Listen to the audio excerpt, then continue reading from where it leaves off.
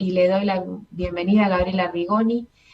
Muchas gracias, Gaby, por estar en nombre de Gustavo, que fue que también quien te convocó para este ciclo. Así que te paso la palabra. Bárbaro, muchas gracias Patricia, gracias al Consejo, siempre un placer estar rodeada de colegas, de profesionales de tanto nivel y de tanto esfuerzo permanente en una materia como la nuestra, que la verdad que nos tiene siempre entretenidos y por demás. Voy a compartir pantalla para ir siguiendo una presentación. Y bueno, un poco el tema que vamos a tratar hoy es el tema de este régimen de información de planificaciones fiscales, digamos, regido por la resolución AFIP 4838, que ha tenido novedades más recientes y todavía es un tema bastante movidito. Bien, para analizar debidamente la resolución, me parece primero que nada, interesante verlos considerando, ¿sí? Cuál fue el propósito y los antecedentes de esta resolución. Y acá tenemos simplemente copiados algunos de los considerandos de la resolución, donde lo que vemos es que el objetivo es conocer el funcionamiento, utilización de estructuras, entre todas las administraciones tributarias, dado que habría una suerte de desequilibrio en el conocimiento de la administración tributaria de estos datos de los contribuyentes, y el objetivo es también evaluar los riesgos asociados a esas planificaciones fiscales. Como antecedentes, la resolución cita el régimen de información de planificaciones fiscales de Estados Unidos y el régimen de Inglaterra, el DOTAS, y cita a otros países como entre otros, sin apuntar específicamente a otros más conocidos quizás, ¿sí? Donde lo que vemos es que hace hincapié en que estos han logrado el objetivo perseguido, que seamos realistas, principalmente más que el conocimiento del funcionamiento de este tipo de estructuras, suele ser un efecto disuasivo en que el contribuyente tome determinadas planificaciones fiscales principalmente agresivas. Y acá lo primero que notamos es qué es lo que nos falta. Si hablamos de otros antecedentes, ¿sí? Estos antecedentes de Inglaterra, de Irlanda, de Chile, de África, pero no hablamos de estos dos antecedentes más conocidos, más generalizados, que son la acción 12 del plan BEPS, vinculada justamente a los regímenes de disclosure, ¿sí? de puesta en conocimiento al fisco, ni a lo que es con la directiva, la DAC 6, hoy día todavía vigente, con algunas modificaciones en proceso, vinculada al régimen asimilable, ¿sí? de información dentro de la Unión Europea. ¿Y por qué vemos que quizás está dentro de estos ausentes con aviso? Y porque estrictamente estos dos regímenes apuntan a planificaciones fiscales nocivas, ¿sí? agresivas, y específicamente a planificaciones fiscales internacionales, no abarca planificaciones fiscales nacionales. Eh, el segundo motivo por el cual podemos entender que no se está considerando como antecedente esta acción 12 es que la acción 12 no configura dentro del plan de acción BEPS un estándar mínimo, una pauta obligatoria de aplicación por parte de los países, sino que es una suerte de sugerencia, ¿sí? una recomendación como mejor práctica para que los países implementen, pero no entra dentro de los requisitos, de los requerimientos de la OCDE y del G20 de aplicación generalizada. Por eso es distinto, y acá citamos los considerandos de la resolución de consulta vinculante, donde sí en la última modificación del régimen de consulta vinculante vemos que se hace clara referencia a ese antecedente, al plan BEPS, y que es un requisito justamente puesto por la OCDE dentro del G20.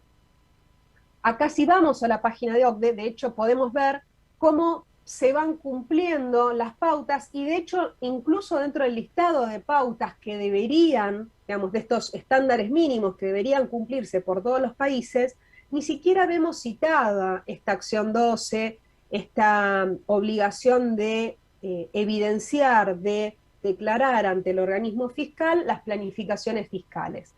Y reitero, esto es porque es una mejor práctica, pero no es algo requerido por OCDE o por el G20, como sí lo son las pautas que están aquí citadas y que tienen que ver desde la resolución de disputas internas, la prevención del abuso de tratados, el intercambio de información automático o a requerimiento, ¿sí? No está dentro de estas pautas. Y acá la primera cuestión es, no era indispensable, ¿sí? Como sí lo eran estas otras condiciones, que tomara una acción el fisco argentino. ¿Sí? El fisco argentino, de hecho, decidió aplicar una recomendación, una mejor práctica. Acá incluso se nota mejor, hasta están citadas los números de las acciones, acá abajo al pie, donde vemos que la acción 12 no está citada. Y decía que estos dos antecedentes, la acción 12 y la DAC 6, tienen también distintas características. La primera característica que, por ejemplo, vemos en la acción 12 es que el que debe declarar este tipo de planificaciones fiscales, reitero, agresivas, es el tercero involucrado, ¿sí? El abogado, contador o tercero involucrado no necesita ser un profesional, de hecho, que sea promotor o intermediario. Distinto es lo que nosotros tenemos en la 4838, que habla del asesor que interviene en la implementación y que incluye, por ejemplo, empleados de las empresas que deben informar planificaciones fiscales. Y otros rasgos distintivos, como pauta general de distinción que se considera sujeto por la acción 12 a información, vamos a encontrar que si un determinado asesoramiento tiene una cláusula muy firme de confidencialidad, tiene un honorario de éxito muy alto, o se aplica en base a formularios normalizados, diríamos a plantillas automáticas, ¿sí? Para nosotros que somos contadores y nos manejamos con esos términos, esos son los casos que como pauta general considera que es muy probable que estemos ante una planificación susceptible de informarse. Y en otros casos, ¿sí? Por ejemplo, si se generaran pérdidas asociadas a esa planificación, si se convirtieran rentas generales en rentas de capital con tratamiento diferenciado, esos son otros casos que se deben informar. Es decir, hay una pauta general de planificaciones fiscales agresivas que tengan algunos de estos indicios, diríamos. La DAC 6, por su parte, es una norma que se emite a nivel Unión Europea y que emitida a nivel Unión Europea para su implementación efectiva por cada uno de los países miembros de la Unión Europea, tiene que estar aprobado por ley doméstica de cada uno de estos países. Y por eso, paradójicamente, la DAC 6 genera una situación rara para nosotros, que no tenemos este tipo de derecho común aplicable en Argentina, en la cual, como la normativa general del Parlamento Europeo tiene una aplicación en función de la norma, ¿sí? De esta directiva del Consejo, que se aplica desde el 25 de junio del 2018, pero que solamente se va a aplicar cuando esté aprobado por la ley doméstica, puede haber un periodo de retroactividad, podríamos decir, impropia. Es decir, no es estrictamente retroactividad porque hay una norma mayor, que es la directiva del Consejo de la Unión Europea, que dice que deben informarse estas planificaciones desde el 2018, pero que como yo no tengo la obligación inmediata de cumplir, sino que la incorporo cuando se aprueba la ley local de España, de Italia, de Francia, puede pasar que tenga un periodo, ¿sí?, de supuesta retroactividad, donde también tengo que cumplir por lo sucedido antes. Y el intercambio, el primer intercambio estaba previsto, porque obviamente esta información además, perdón, lo importante no es que sirva para que lo analice el país que implementa el régimen de información. Esta información no es para el país local, esta información es para el intercambio internacional. Está pensado, tanto en el BEPS, tanto en BEPS como en la DAC, está pensado con ese objetivo. Y teniendo ese objetivo en mente es que ya se fija la primera fecha de intercambio, que fue originalmente prevista para octubre del 2020, y por la pandemia está prorrogado al 2021 a partir de julio, y veremos si se aplica o no según cómo evolucione la pandemia dentro de la Unión Europea. ¿Cuál es el fundamento que tiene esta resolución entonces? El fundamento de la resolución 4838 es el de facultades de fiscalización. Y esto es una costumbre bastante arraigada localmente, que todo régimen de información tiene respaldo legal en facultades de fiscalización. Pero en este caso, la particularidad es que no solamente se está pidiendo información, a diferencia de una fiscalización normal, ex post, sino ex ante al contribuyente, sino que además se lo estoy pidiendo a terceros involucrados, ¿sí? Más allá de lo que sabemos perfectamente por el vinculado al secreto profesional, estoy incorporando a sujetos que no están obligados, porque no son el contribuyente, a responder por facultades de fiscalización.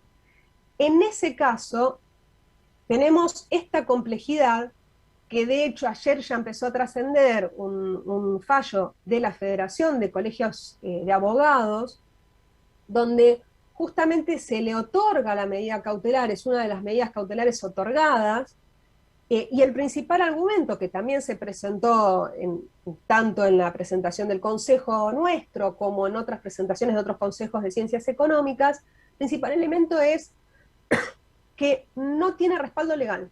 La resolución 4838 podría tener un mejor respaldo para los contribuyentes, pero respecto de los terceros no tiene respaldo legal. Reitero, esto ya no es solamente una apreciación nuestra, sino que tenemos varios juzgados que entendieron en este mismo sentido.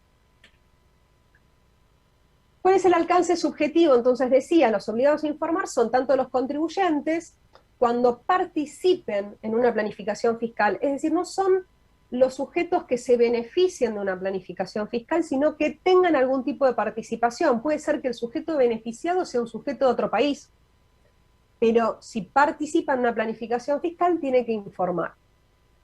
Y los asesores fiscales, ¿sí? Y acá tenemos la descripción de quienes asistan, aconsejen, asesoren, ¿sí?, o realicen cualquier actividad relacionada, y esto lo destaco yo, con la implementación de una planificación fiscal. Y acá es un elemento bastante importante. ¿Por qué? Porque el sujeto que participa en la implementación no necesariamente es el sujeto que ideó la planificación fiscal. ¿Sí? Muchas veces, o en la gran mayoría de los casos, cuando conocemos o conocíamos hace muchos años este tipo de planificaciones fiscales agresivas aplicadas para nuestro país, hacemos una sociedad en Panamá o cosas por el estilo, que en una época era muy, muy común, ese tipo de planificaciones normalmente venían presentadas o sugeridas por asesores del exterior, no venían presentadas por sujetos del país. E incluso en la implementación, por ejemplo, en la constitución de una sociedad panameña, normalmente no interviene ningún asesor fiscal nacional. Entonces, también tenemos en la definición, una definición que si yo la leo, yo podría decir, hago memoria y digo, no tengo ningún caso para informar una planificación fiscal de un contribuyente, porque yo no intervine.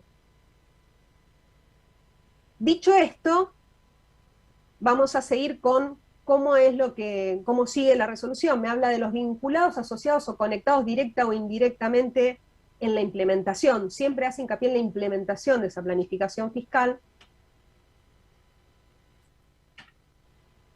Aclara la misma norma que las obligaciones son autónomas para el contribuyente y para el profesional. Y respecto del secreto profesional, la misma resolución prevé que el asesor se puede amparar en el secreto profesional, para lo cual debe notificar al contribuyente de esto, y el contribuyente tendrá que entrar en el sitio web y relevar, en general, en forma permanente o para un caso particular, al asesor fiscal de quebrar su secreto profesional. Nosotros, los profesionales en ciencias económicas, tenemos regulado el secreto profesional por la ley del año 73, que remite al Código de Ética Profesional. El artículo 19 nos obliga a guardar secreto de la totalidad de las informaciones de nuestros clientes, que es a su vez un deber y un derecho, es decir, es tanto un deber hacia nuestros clientes como un derecho bajo el cual ampararnos para no involucrarnos en situaciones que puedan llegar a ser complejas. A ver, no pensemos en cuestiones de evasión fiscal, pensemos en cuestiones de familia, ¿sí? En cuestiones de divorcios complejos donde se pretenda recabar información del contador. Es tanto un deber como un derecho. Yo me puedo mantener al margen. Involucra a todos los servicios profesionales, no solamente al de asesoramiento fiscal o al de auditoría, y para toda forma de ejercicio profesional, sea en forma independiente, en relación de dependencia, en asociaciones o estudios. Ya se prevé que puede ser relevado por el cliente o empleador. Y las acciones profesionales, donde no quiero meterme en profundidad, pero sí me parece interesante o importante destacar la situación actual de nuestro consejo, ¿sí? Nuestro consejo desarrolló una cantidad numerosísima de acciones desde que sale la resolución, ¿sí? Comenzó por, están descritas en estos vínculos, ¿sí? Comenzó por sugerir, pedir una reunión, intentó charlarlo, intentó explicar cuáles eran las divergencias, luego cuestionó la resolución, y luego se vio obligada, ante la falta de respuesta, a iniciar la judicialización. Al día de la fecha, para nuestro consejo, rige el rechazo de la medida cautelar solicitada para cumplir con el régimen de la 4838, por lo cual, desde el mismo consejo, tenemos en el vínculo acá citado una nota modelo, un modelo de nota, para que quienes se desempeñan como asesores fiscales puedan notificar al contribuyente la decisión de abstenerse de cumplir con el régimen y sugerirle que ingrese al servicio web para relevarnos en forma permanente del cumplimiento de este régimen, ¿sí? Entonces, a nosotros, si bien hoy día no tenemos el amparo, porque se hizo todo lo posible, pero no se logró, no tenemos el amparo de una medida cautelar, sepamos que tenemos un modelo de nota que está muy bien, muy claro, muy bien redactado, para que lo presentemos ante nuestros clientes y puedan relevarnos de esta obligación.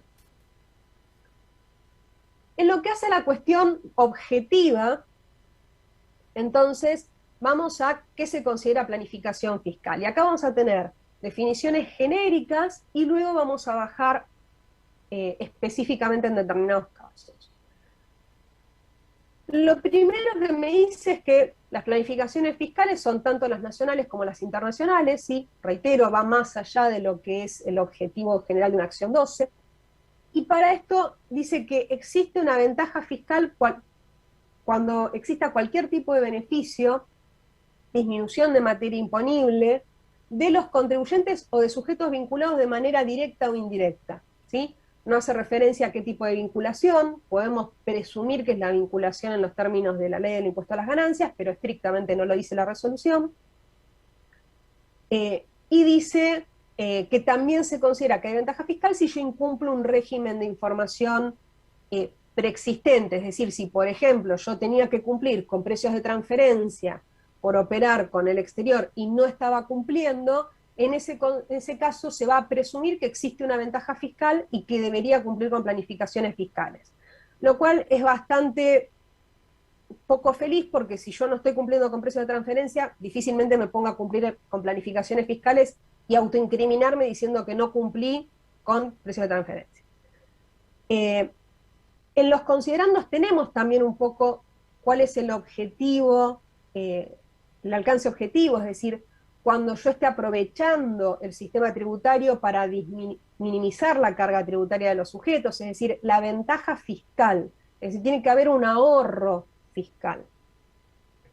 Y amplía como utilización de sistema bancario, gestión de patrimonios, etc.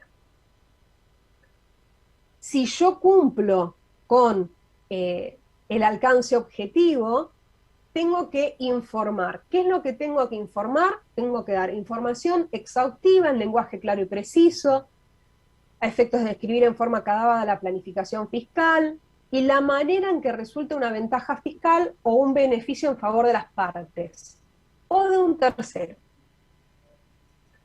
Describir en forma completa, es decir, pretende que yo redacte, ¿sí? No solamente que diga entro y entro por este motivo, sino que diga describa toda la operatoria. Esta descripción de toda la operatoria para quienes ingresaron al sistema de web services implica completar 500 caracteres explicando detalladamente la ventaja fiscal. Decíamos que alcanza planificaciones fiscales nacionales e internacionales. Las planificaciones fiscales nacionales son las que se desarrollan dentro de la República Argentina, y estas no tienen otras definiciones, sino que dice la misma resolución que se van a enumerar en forma taxativa.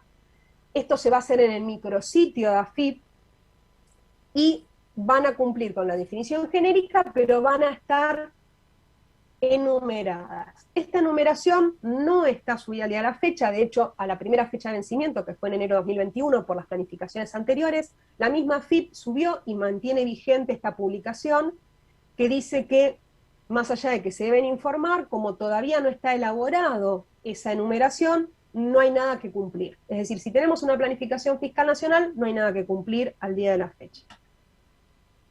En relación a las internacionales, ¿sí? Volvemos a esa definición genérica de una ventaja fiscal o beneficio, y acá sí tenemos una enumeración taxativa, que tiende a ser genérica a pesar de ser taxativa, y un último inciso, que es el F, que es residual y que sería el resto de casos, es decir, sigo participando por el resto de situaciones. La primera tiene que ver con el aprovechamiento de convenios para evitar la doble imposición, utilizar jurisdicciones no cooperantes o de baja o nula tributación, aprovechar asimetrías en las leyes tributarias, el caso de doble residencia fiscal, o la aplicación o utilización de vehículos como los trusts o similares. Esos son los 5 casos principales, más una cita residual. Uno de los casos, decía, son las jurisdicciones no cooperantes o de baja o nula tributación, y en este sentido me tengo que remitir a los listados que están dentro de la página AFIP de jurisdicciones no cooperantes, que dependen del periodo en el cual me pare, y respecto de los países de baja o nula tributación. Las no cooperantes están listadas, se actualiza regularmente, la última actualización fue de diciembre de 2019, y como verán, son un montón, si no hace falta que puedan leer individualmente, hay muchas islitas, muchas repúblicas de África, ¿sí? o de Asia, pero todas estas, la verdad que tienen una característica bastante práctica, que es poco probable que yo haga una inversión en este tipo de jurisdicciones, ¿sí? Tenemos excepciones puntuales como Ciudad del Vaticano y Paraguay, que están dentro de este listado como jurisdicciones no cooperantes, y que por lo tanto yo podría operar más que legítimamente y tendré que cumplir con un régimen porque se verifica esta situación. Las jurisdicciones de baja o nula tributación, y acá hay una cuestión que vamos a ver ahora que tiene que ver con la cuestión temporal.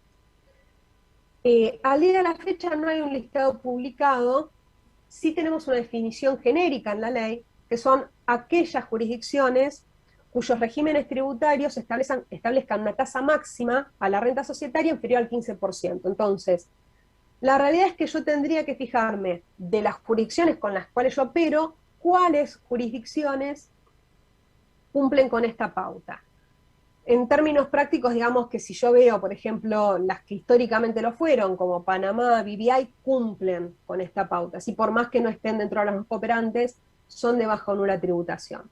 Pero lamentablemente no hay un listado publicado, esto siempre se pidió para dar más certeza al contribuyente y nunca se logró, en parte justificado porque es bastante ágil la actualización.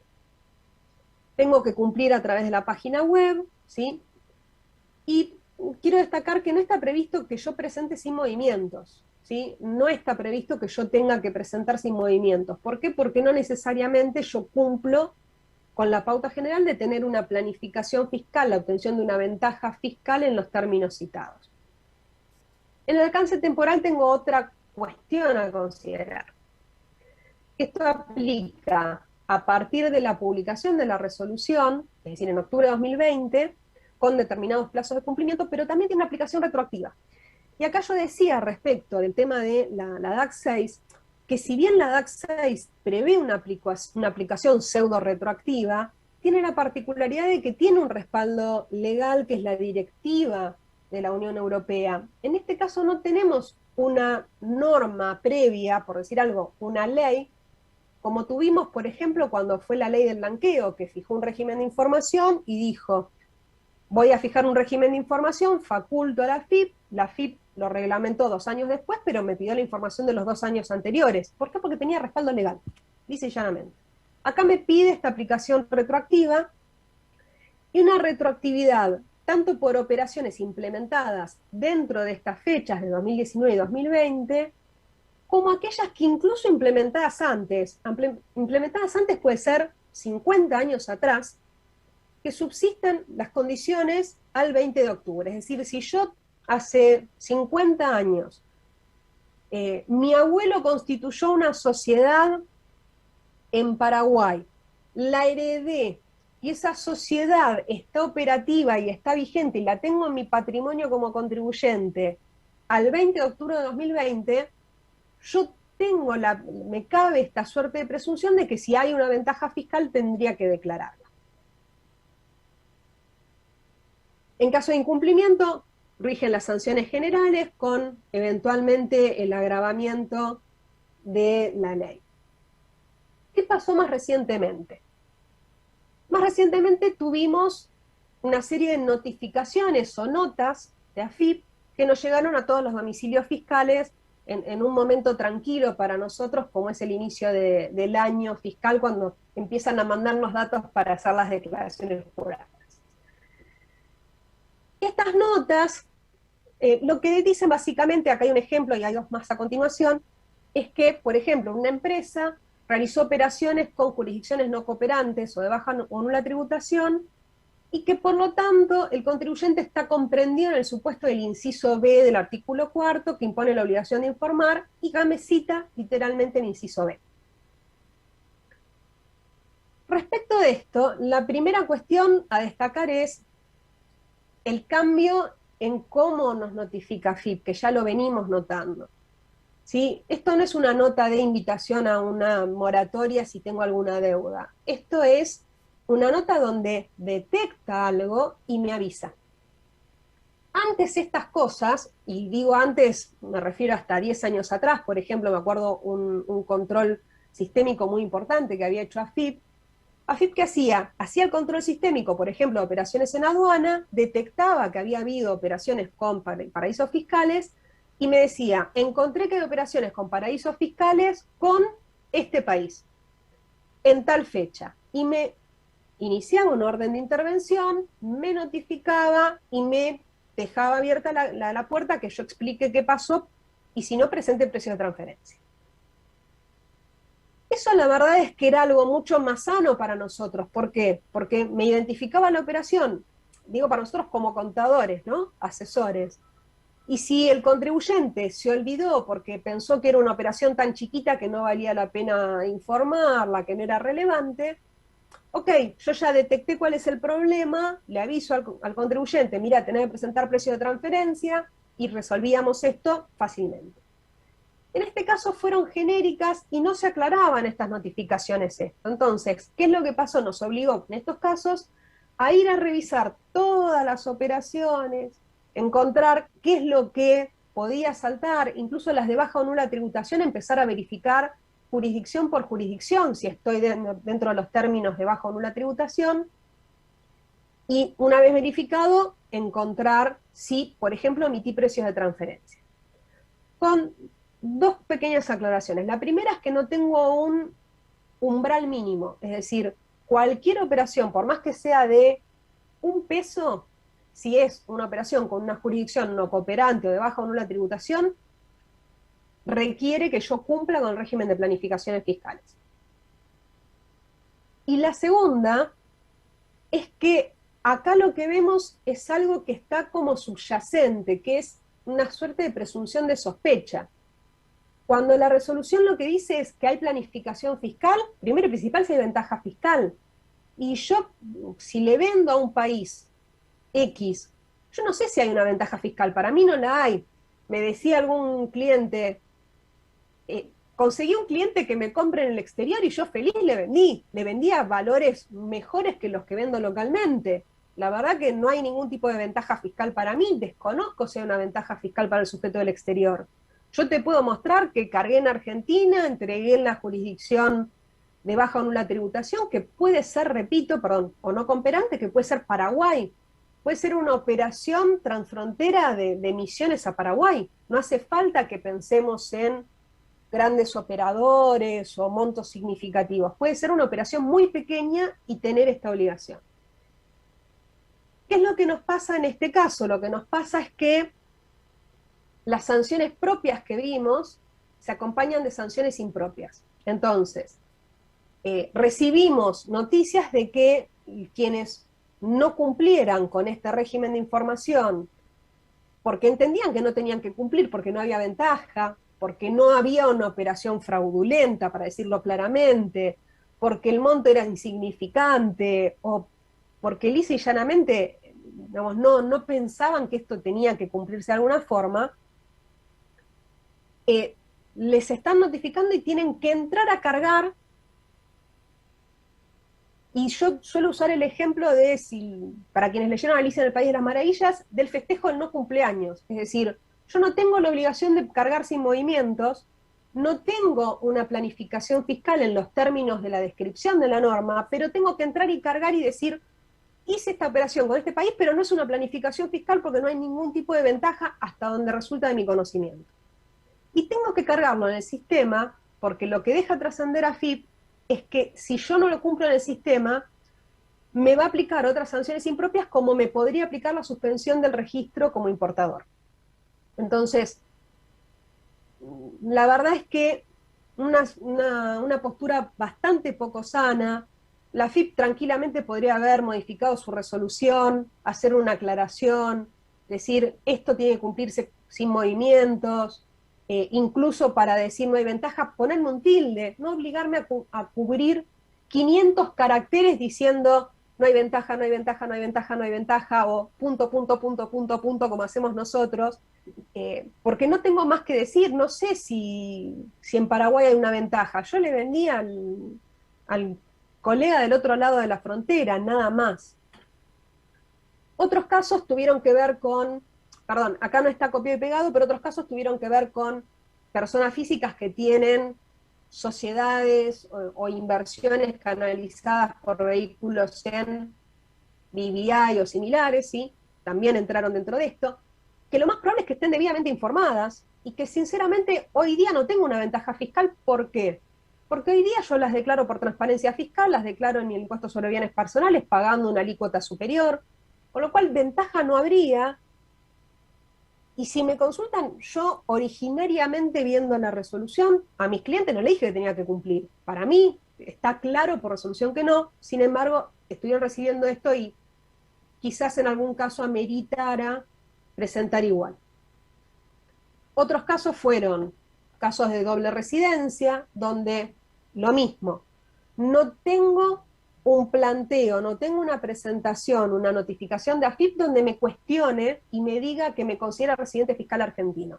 Yo di la baja, supongamos, en junio del 2016, una persona que se fue a vivir efectivamente al exterior, desde el 2016 que no está más en Argentina, que quizás ni volvió, y todos estos casos, porque reitero, no son solamente los de 2020, que quizás fueron muchos, no, casos viejos, donde AFIP tira, bueno, yo considero que posees doble residencia fiscal, sin ningún medio probatorio, sin sumar elementos para que yo pueda decir, pero mirá, no lo soy. Y estos casos también, si bien nosotros hemos sugerido en general de presentarlos por multinota, sabemos que el fisco pretende que nosotros entremos al régimen de planificaciones fiscales y digamos, no soy doble residente fiscal, no ha sido cuestionado mi cambio de residencia y de hecho resido en el exterior. La verdad que más que eso no tengo por qué decir porque no hay prueba presentada para que yo haga mi defensa, porque no es la vía idónea para cuestionar la residencia.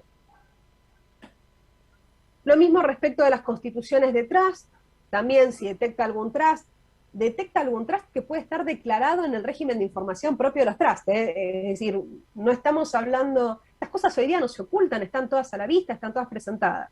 Pero también tengo que presentar y avisar si es que no quiero que me suban en el sí, pero me pongan otro problema.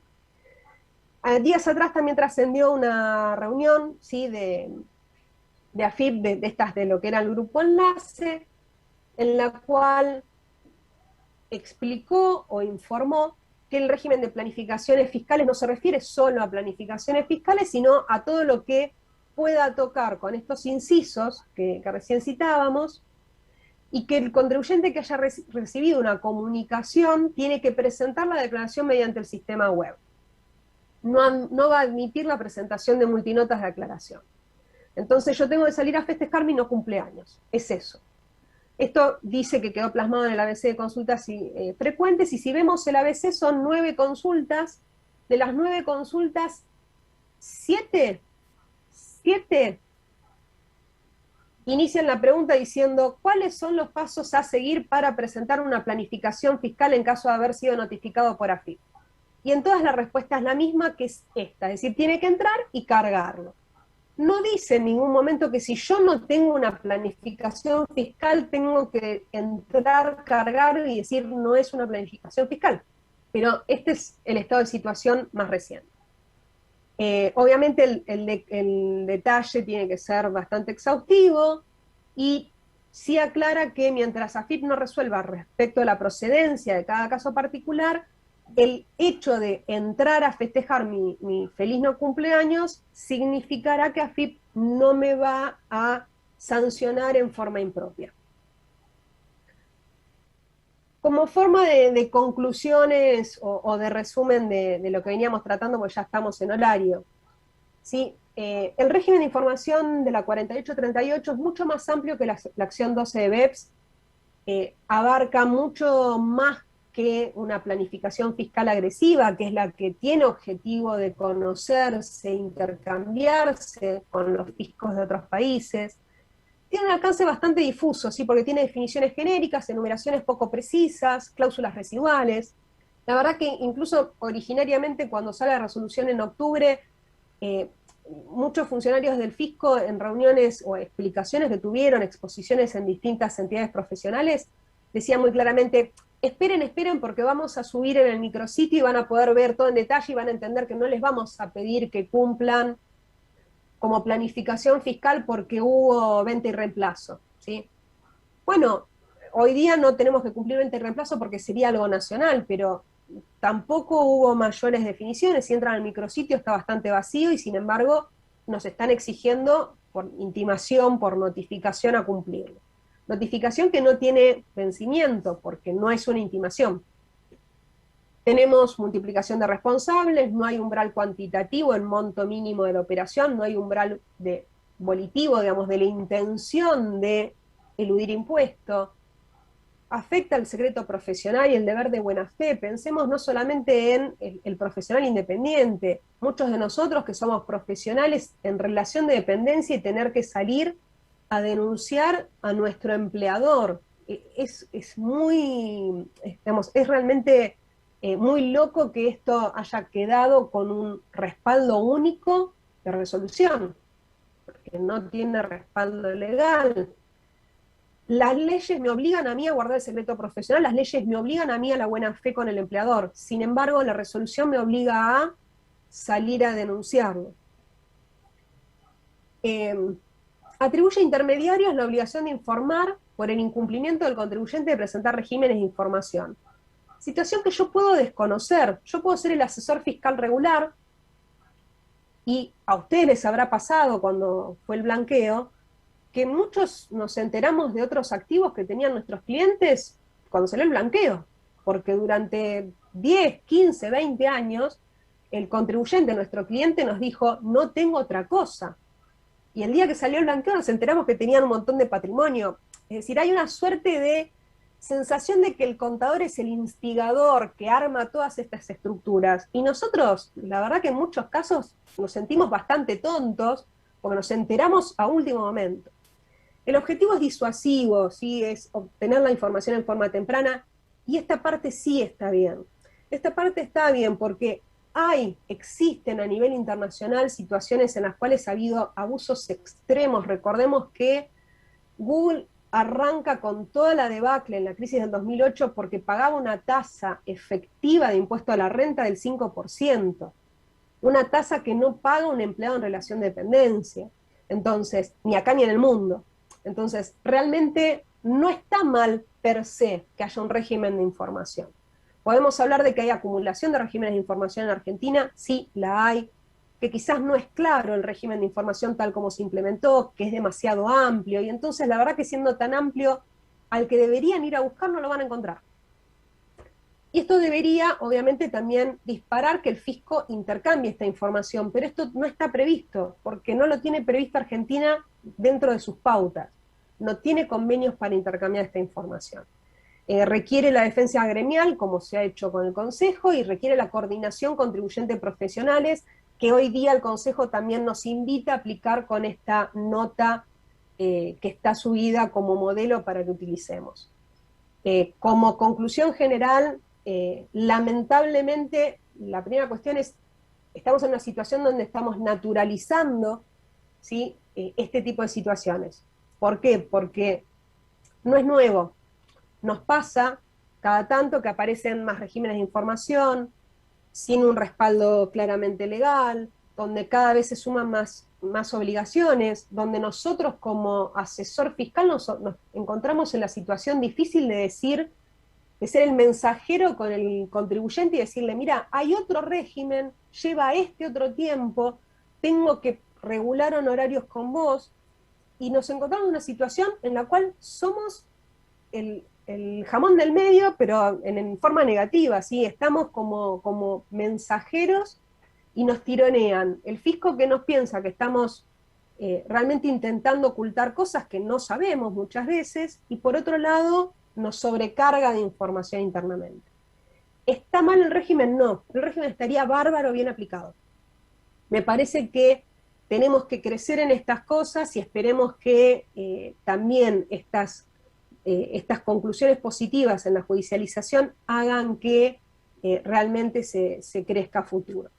Yo perdón si me extendí un poquito, pero la idea era tratar de redondear la idea.